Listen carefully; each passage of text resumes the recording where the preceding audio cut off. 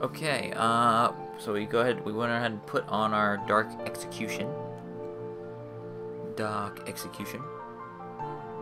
We should probably put some words on this stuff. Let's see. Dark Execution.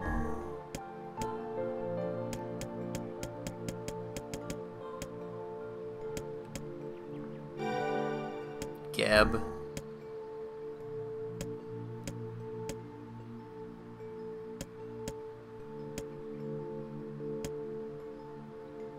Plus 4% item drop rate. Let's do it. Here we go.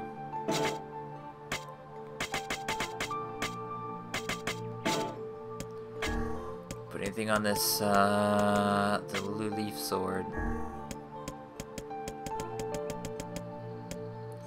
You got 4% instead. Paha. Paha! Paha. Oh, we got all these different poison. Poison level 1. Confused. Let's go with poison.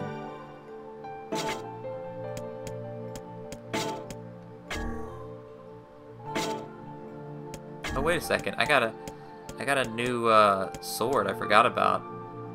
I gotta see about that. Yeah, let's go to the weapons. It's very light, huh?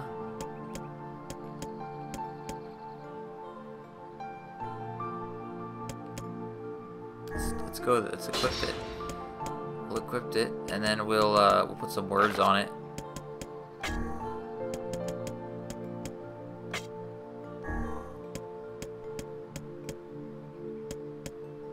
There we go. Paha. Yeah, we got poison. Alright, so there we go.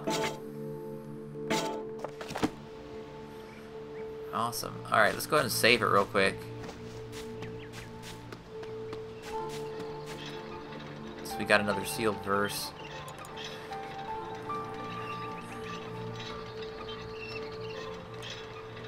That was really different though. I was not expecting that to happen.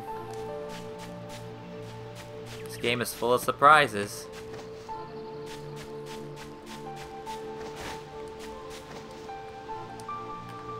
You need to pick it up.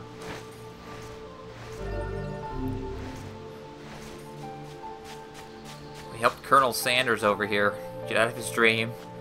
We can't talk to him anymore. We might even still be in the dream. Who knows? Let's see what happens. There's more people that are stuck in dreams, probably. This must be another person infected by the death dream. It would appear that way, yes. Cool, we get to enter other people's dreams. This is pretty interesting. Gods, please don't tell me we have to go back in there. I'm no good at this mind game crap. I'd rather hit something in the face and be done with it. Perhaps you should spend less time complaining and more time getting on with the mission. Yeah. I breathe air scented with death and resist the urge to laugh, for I know it will sound like the words of a madman. How long have I been in this fresh hell? My box, my prison, is tucked under the stairway in long unused catacombs of some infinite castle. Outside I hear the sounds of a funeral dirge that seems without end. Light has no place here, wind is forgotten friend, I pray for death to come, but he forsakes me. Time passes and eternity slips by. Huh?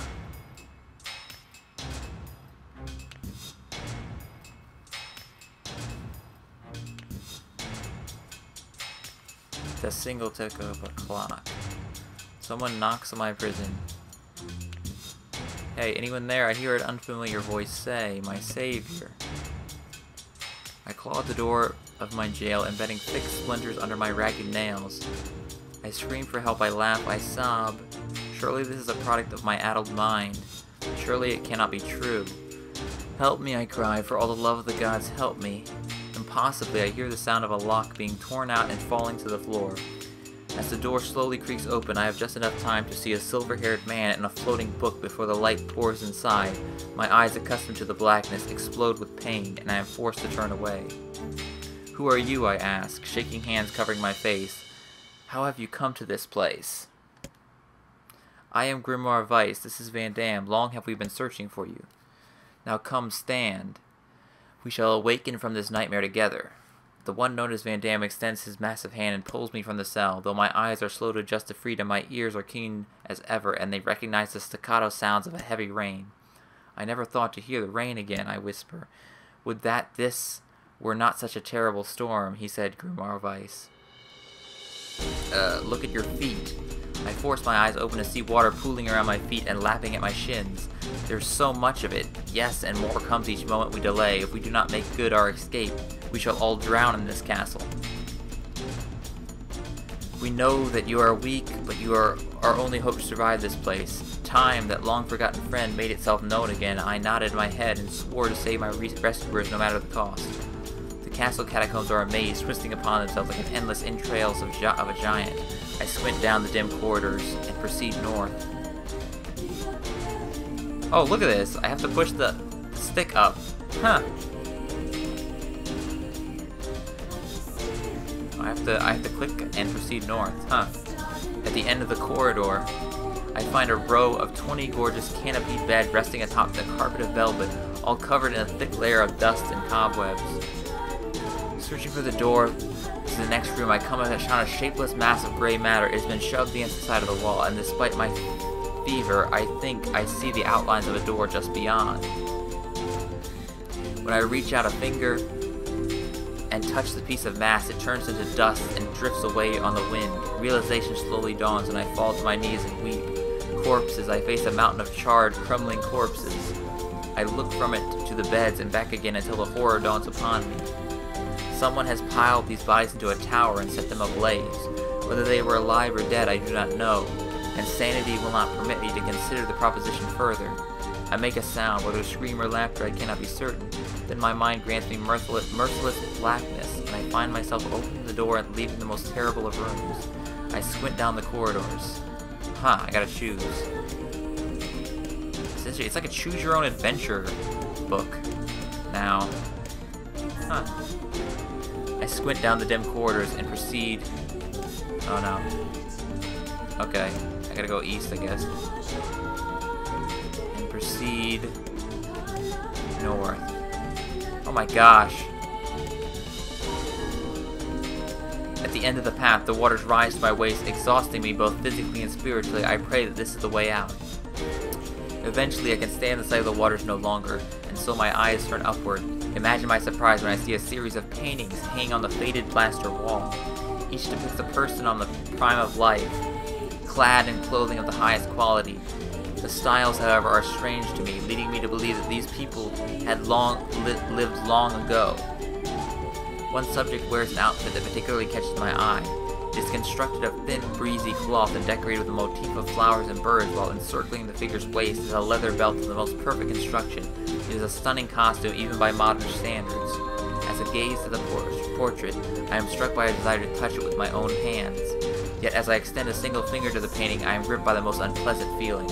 Staring closely at the image, I see it bend and warp in the shape of another finger. Something behind the picture is pointing at me.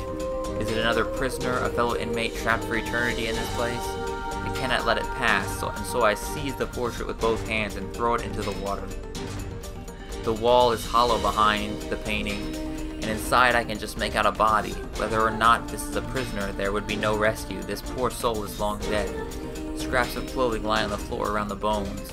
Only a small amount of the fabric has survived, but it features the same delicate designs that were depicted in the portrait. I have been admiring a row of corpses blocked from view by portraits of each victim in their pinnacle. Enough. Shielding my eyes, I paddle forward through the water.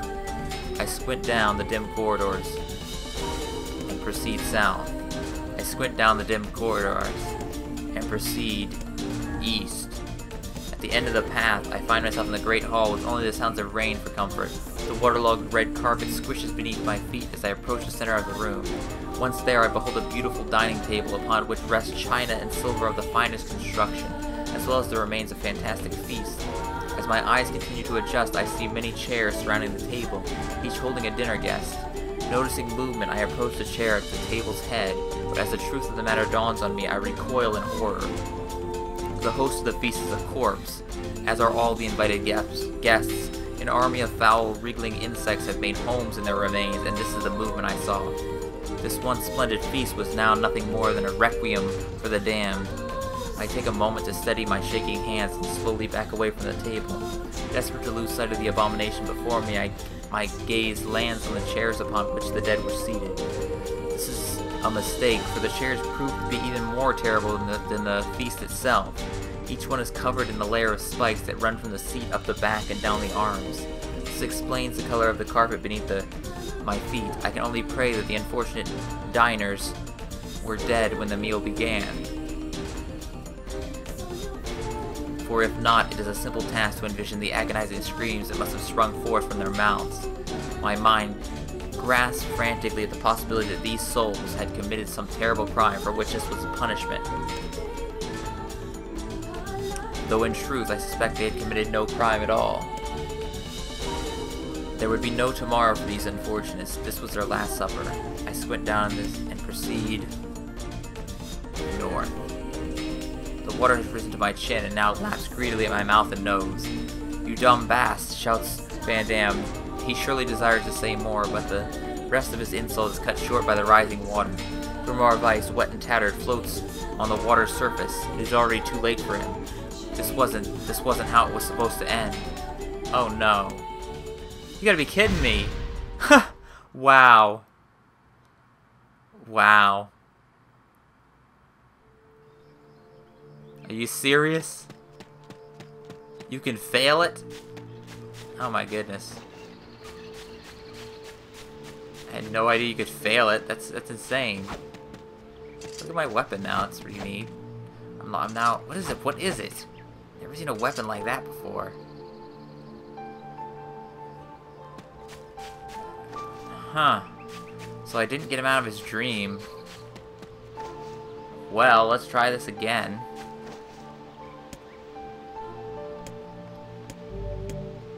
Let's try this again. Had no idea you could fail it. Okay. Alright, we just gotta skip through this.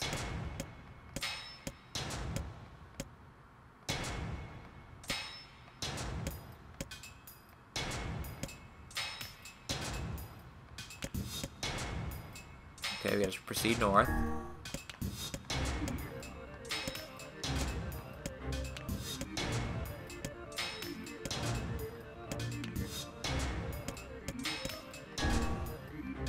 Okay. Okay.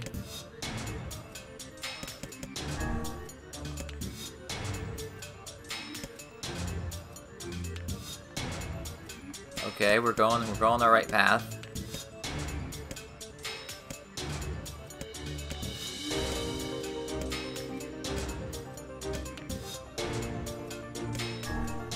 Okay. I think we went east.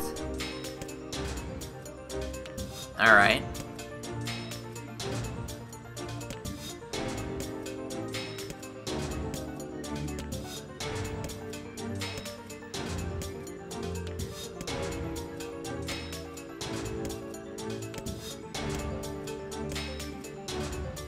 Alright, this is where I have to proceed west. Let's see what happens if I proceed west. I squint down the dim corridors.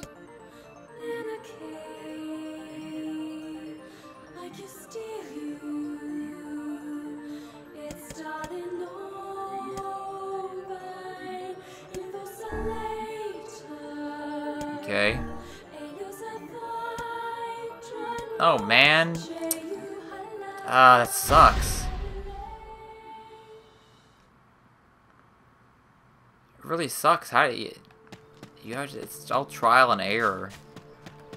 That part of it's kind of dumb. That part of it is kind of dumb.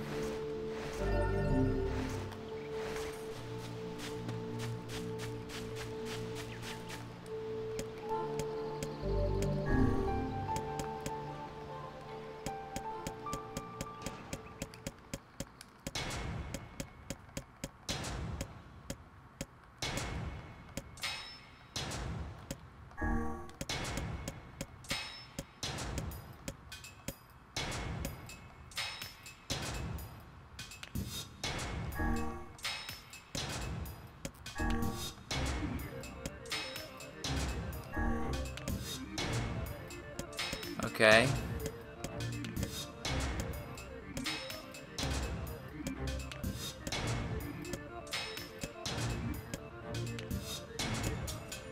Okay, proceed west.